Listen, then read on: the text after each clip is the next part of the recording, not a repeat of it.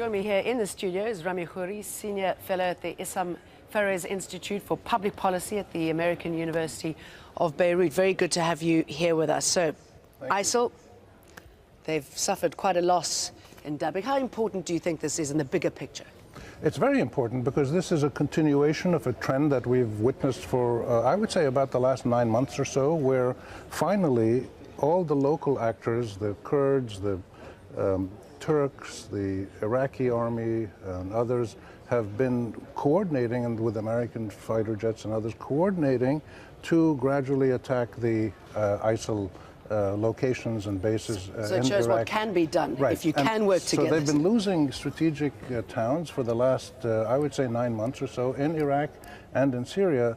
Dabiq is symbolically important to them because of the Sunni prophecy about this is where the end-of-time battle will be. But they've already preempted that, the ISIL people themselves, by saying, well, this isn't the end-of-time battle. Yeah, sorry, I was going to ask you about that. I mean, if this is the end-of-time battle, it doesn't bode well for them, does it?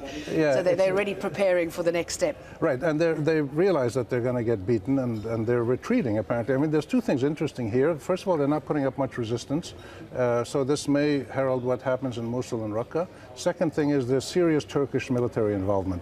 Those two, I think, are very significant. But the ISIL people have been saying themselves that this is not the end-of-time battle at the end of time, but this is a kind of practice, or, you know, it's testing us to see how good we are as Muslims. Are we doing what we're supposed to do? This is their line. And they are obviously aware that they're going to get beaten, and many of them are retreating and not putting up any fight at all. So we're having some successes on the battlefront, though there are so many players, right?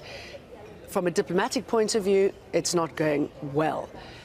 I mean, how do you meld the two?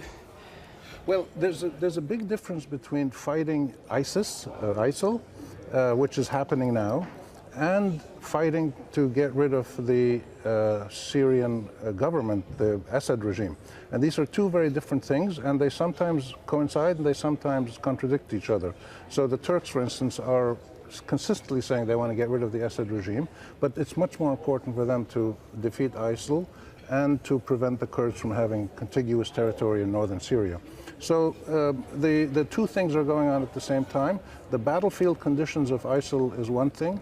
The relationship of various opposition groups that are fighting ISIL and might want to fight the Syrian government is another thing. And the third thing is you have this big global Russian-American confrontation, and you have the big regional powers, Turkey, Iran, Saudi Arabia primarily, all heavily involved in the fighting in Syria, some fighting ISIL, some not fighting ISIL, but fighting other people. So it's an incredibly complex situation, but there's really, these two things need to be clear. ISIL is one problem.